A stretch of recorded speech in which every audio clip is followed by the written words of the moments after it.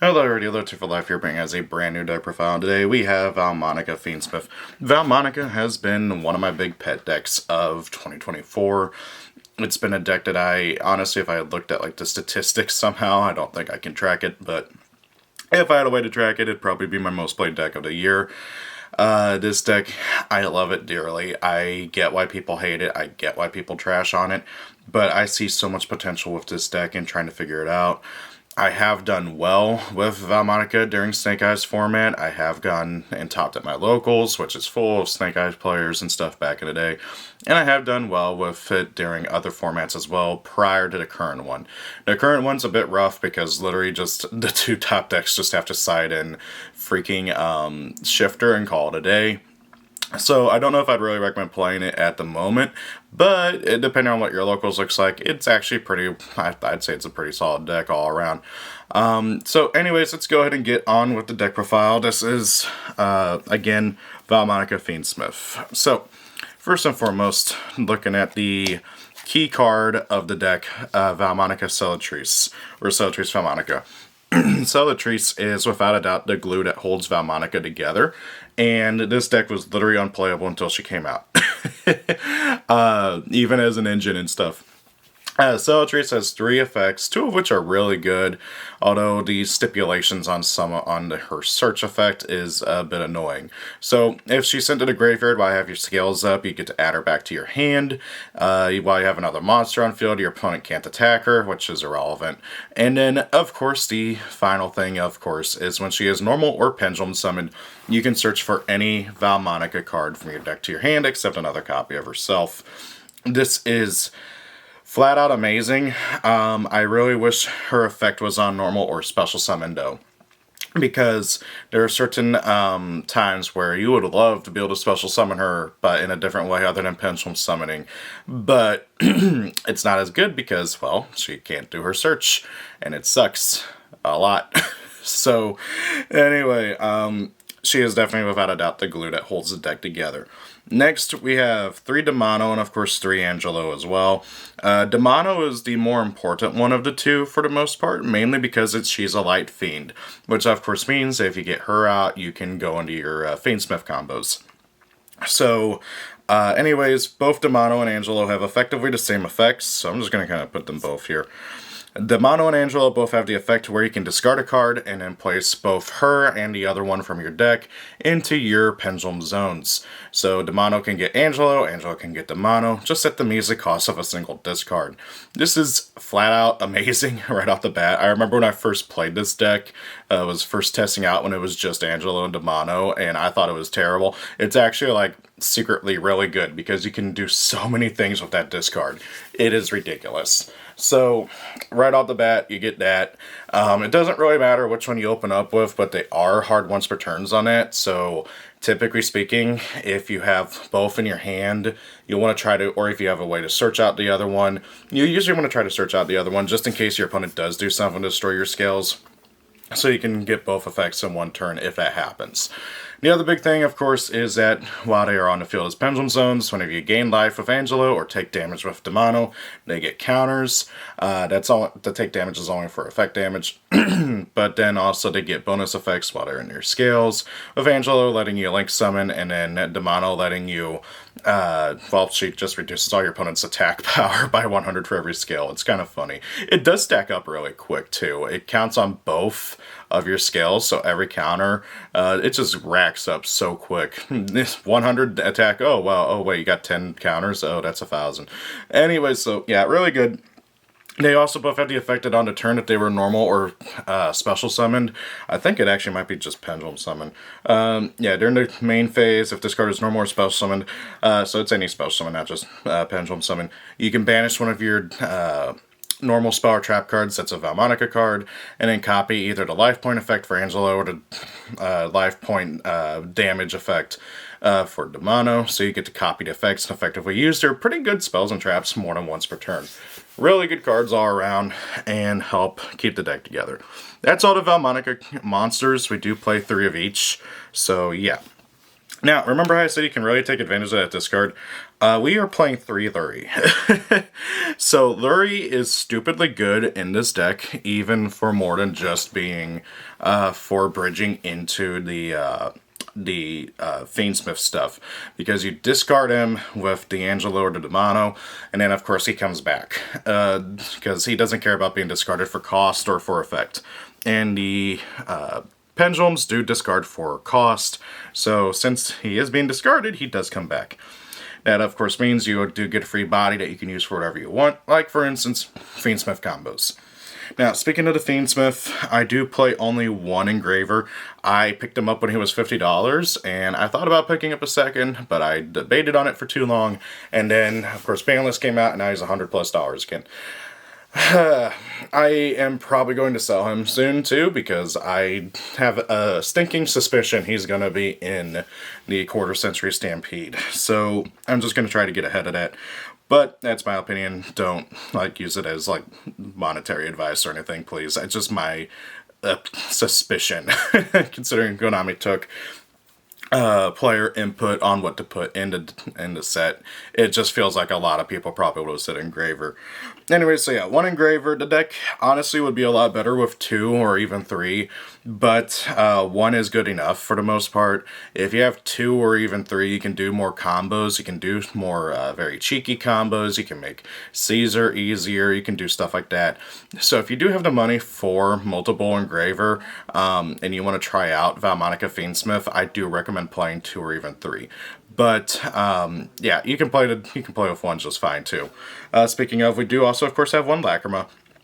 Lacrima is usually what you're summoning off of Requiem, so you can get Engraver in Graveyard, and you can link with her and something else to make your sequence. You can also play more than 1 Lacrima if you want. She is a level 4, which means you can Pendulum Summon her and use her for Xyz fodder or Link fodder or whatever. I've actually greatly cut back on the Xyzs in this build, because they just aren't as useful. Now, in the Prefer Mage build, which I will probably do a deck profile on later, that deck does play a lot more rank 4s, but I digress. So that's it for our main engine pieces with the Fiendsmith and the Vaalmonicas. Let's move on to our hand traps. So first and foremost, we got, of course, 3 good old Ash Blossom. Ash Blossom, I mean, I'm not really going to dwell on it too much. It's Ash Blossom. You know what Ash Blossom does. Then we got 3 Valor. 3 Valor, you know, just generally good. 3 Imperm. Want to turn off all of our opponent's stuff as much as possible. And then finally, 2 Nibiru. I kind of want to bump this up to 3. Drop 1 Valor for a 3rd Nibiru. I've thought about that greatly. It is something that is very tempting. But anyways, kind of flip-flop back and forth on that. You can also totally try to cut back a bit on consistency pieces for some more hand traps, but I think that's a bit pushing it, especially with this deck where you need as much consistency as possible. If I were to do anything, I'd probably maybe switch out the Valors for another Nibiru and then an Ogre or 2 Ogres and something. It really comes down to what you're seeing at your locals and everything, so yeah. The big thing is we want to stop our opponent from getting into Dual Drive Detonator, because that's not fun. Now, for the rest of the engine pieces with our spells and traps, we are playing 3 to field spell for Vaalmonica. This card on activation searches out any Vaalmonica monster, and then whenever you hit your 3rd counter, once per turn during your player's turn, you get to target 1 monster your opponent controls, take control of it, but it cannot declare an attack. And then it goes back to your opponent's field at the end of the turn. So this card's really good. Obviously, you're mainly searching out either Cellatrice or one of the pendulums, depending on what you have in your hand and what you need. Usually you're searching Cellatrice, because Cellatrice gets you to everything else, and you need to get to her ASAP. I'd really only not search Cellatrice if I have multiple Cellatrice in hand, or if I even just have 1 Cellatrice. That's kind of debatable. But anyways, yeah. Then we're moving on to 3 Vaalmonica Skelta. This is the best of the spell cards, other than the field spell, because on activation you can either gain 5, bottom deck a card, draw 2, or take 5 and search for any other spell or trap card. You do have to have your skills up in order to be able to choose, otherwise your opponent chooses for you, which is really funny because I've had people go, oh, I'm going to make you draw 2 instead, so that then it's left a chance for you to see what you need, and then I've seen what I need. It's just always funny when it happens, but I digress. Very good card for what the deck needs and everything. Next up, I am playing 2 Vaalmonica Fiendsmith. This is a card that I flip-flop between playing 2 and 3 of a lot, but right now I'm going with 2. It is technically a consistency piece, because when you activate it, you can either gain 5 and reveal cards from the top of your deck until you hit a Vaalmonica card and add it to your hand, and the others get shuffled back. Or you can take 5 and send any Vaalmonica card from your deck to your graveyard. The big thing, though, is that if you don't have your skills up, your opponent picks for you, and most of the time they're going to do the take 5 and send, because they don't want you adding, and, well, if you're sending with no skills up, there's nothing really good to send, so you can't, like, send Cellatrice to add her back to hand. Now, I have had people think that, oh, you can just add Cellatrice anytime she goes to grave, so they go with the life point gain effect, which is just kind of funny, but as soon as they realize what they did, oh... Moving on, another 2 of Vaalmonica Disharmonia. When this card is activated, you place a counter on one of your pendulums, and then you can either gain 5 to add a banished, or take 5 to add a graveyard. This card's really good. It's a recycling piece, and it's also a way to get to your 3rd counter on both skills very easily, half the time, thanks to this card. That being said, though, you'd never want to see this card too early in the combo. You're usually searching it, and I've even thought about putting it to 1, because now we have ways to recycle this card as well. But yeah, this card... it's a card I've flip-flopped between playing 1 and 2 of. Right now I'm going with 2. It feels fine, but man, does it suck when you draw into it and you got no skills and nothing in graveyard, or it's in your opening hand. Yeah. Next up, I am playing 1 Vaalmonica Inventaire. Inventaire is a card that is almost broken. On activation, you choose 1 of 2 effects. Either you special summon a Vaalmonica from your deck, but you are locked into only being able to activate Vaalmonica monster effects on the field for the rest of the turn. Or if you have a non-pendulum Vaalmonica on field, you can take 2 of your pendulum Vaalmonicas, add 1 to your hand, 1 to your exchequer. That's from your deck, obviously. Inventaire is a Draco face-off for this archetype, and it makes me really wish that more pendulum decks would get a Draco face-off. But, yeah, we haven't gotten that.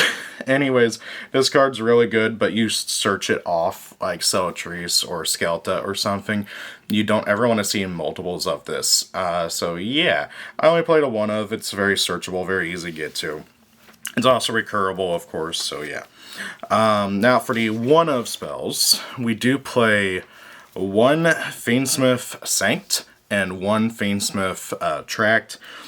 Tract, of course, gets us to either our Fiendsmith stuff or to our Fabled Luri, or even to Demano Vaalmonica, because Demano is a light fiend, and this card can add any light fiend, which is very, very, very, very, very good.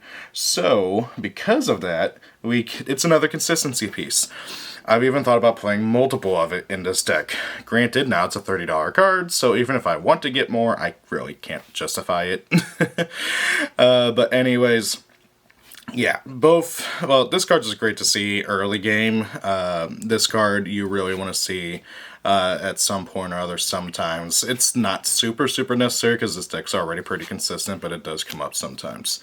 Then we have 1 Terraforming to get to our field spell, and 1 Pot of Prosperity to just add a little bit of consistency because this deck really needs it.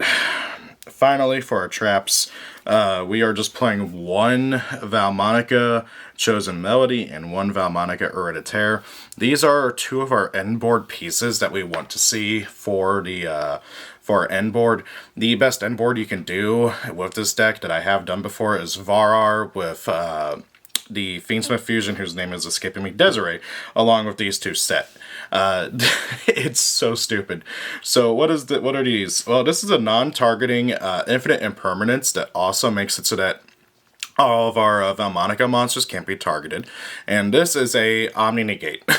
It's a card that says, if you control a Vaalmonica Link monster and your opponent activates a spell card, trap card, or monster effect, you can negate that activation. If you do, destroy that card. And then on top of that, this card is actually also recursion, because Hereditary, while it's in the graveyard, except the turn it was sent there, you can banish it to shuffle back as many Vaalmonica cards from your graveyard, banished, or face-up extra deck up to the number of counters you have on your Vaalmonicas, and then shuffle them back into your deck, and then you draw one card for every 3 shuffled. So I've drawn like 3 or 4 cards off this card before. It's ridiculous, and thanks to Disharmonia, you can recycle it. So, very powerful card. Now, if you're wondering where the other trap card is, I do actually have it in my side deck. I just don't like seeing it half the time in the main deck. Now, you also notice I don't play Intaner, which is one of the spell cards. I just don't think it's good. So, anyways, that is the main deck. Let's get on with that extract. First and foremost, we have 2 Duraloom. Duraloom is a pretty strong boss monster, kind of. She on summon nukes your opponent's monsters up to the number of counters you have. Typically speaking, you have 6, which is way more than enough to wipe out most boards your opponent's going to have. And you can lose 3 counters, so let her attack 3 times that turn. Very good card, and can also be used as an interruption piece if you link summon her on your opponent's turn, which is actually something very easy to do. And then we got 2 Sibifera. This one's arguably the most important one in the extra deck in terms of the Vaalmonicas, because it's a light fiend and it can copy the effects of your Vaalmonica spell or trap cards on your opponent's turn. So you can use your non-targeting imperm more than once, or if you don't need to, you can target like Skelta and get a consistency buff. Really great card. It also protects stuff from being destroyed, so typically speaking, you want to try to have this on your inboard too, but it's not always a guarantee. Then we have 1 Varar. I really want to try to cheek in 1 more in here. If I do, there's 1 card I want to take out and replace with it. But, however, that card has also come up enough to where I'm like, I don't know. So it's really tough. This extract's actually rather tight, which is annoying. So Varar needs a Vaalmonica Link to go into. And while you have 6 or more counters, it's immune to all card effects except for Vaalmonica cards. It gets 1 additional attack for every level 4 Vaalmonica you control, and if your opponent would spell summon a monster, you can remove 3 counters to negate that summon and destroy that card. I think it actually might banish it. It's been a second, hang on. Yep, just destroys it. So anyways, really good card all around. You want to try to have this as your inboard piece as well, so yeah. Moving on to the rest of our links, we have 1 IP Masquerena that we can go into SP Little Knight with. Of course, you can do some other cheeky things with IP Masquerena, like going into Duraloom during the opponent's turn to mass pop the opponent's board. Or you can go into Underworld Goddess. This is one of the big flex spots in here. You can totally put an access code talker instead or something else. This deck does not have a hard time OTKing, thanks to Duraloom and Varar getting multiple attacks. So it's not super needed for access code talker, but it is another option. This is just a big board clear. For Exceeds, we do play 3. 1 Bahamut Shark, and of course Toad to go with it. If you're wondering, wait, how are we doing that? Bahamut just needs 2 waters, and Celatrice is a water. So you use 2 Celatrices to make Bahamut, which can go into Toad, so you can actually also end on, if you really get lucky and you get really good with your draws, and you get really lucky with your opponent not having any responses, you can end on Varar with Desiree with Toad, and it's hilarious. It's very, very strong when you do. For our last Exceeds, of course, we have the DDD Wave High King Caesar, who, of course, is another summon negate. Great card all around. Finally, for our Fiendsmith stuff, we have 1 Fiendsmith Requiem to, do our combos, 1 Sequence to be able to do the fusions, 1 Desiree, because, hey, he's Desiree, and then finally, for our last flex spot, Necrom Equipped Princess, who helps us make the DDD Wave King Caesar. If you take her out, you also have to take out Wave King Caesar unless you play multiple engravers. Since I don't have the money for multiple engravers, you do have to use her in order to be able to make, the Caesar. So, yeah, there is that. So, really, this deck has 3 flex spots, because her, Caesar, and the Underworld Goddess, it just comes down to what you want to do with the deck, what you have for, like what you have available to you, if you have multiple engravers and all that stuff. And so, yeah. So, finally, we got the side deck. I don't normally do side decks, but people seem to like it when I do, so yeah. Anyways, let's go ahead and talk about the side deck. First and foremost, I have 2 Ghost Bell. This helps stop the Malice stuff, of course, and sometimes other things too. 2 of the Phantasmate, which of course also is for going against Malice. That's it for the monsters in the side deck. For the rest, we have 3 of the good old Ultimate Slayer. This card just feels so good this format. So good this format. We do also, of course, have 3 triple Tactics Thrust to be able to get to the Ultimate Slayer and some other stuff. And literally the rest of the side deck is triple Tactics Thrust packaging stuff. For instance, since we play Terraforming the main, we can play Secret Foes of the Spellcasters in the side.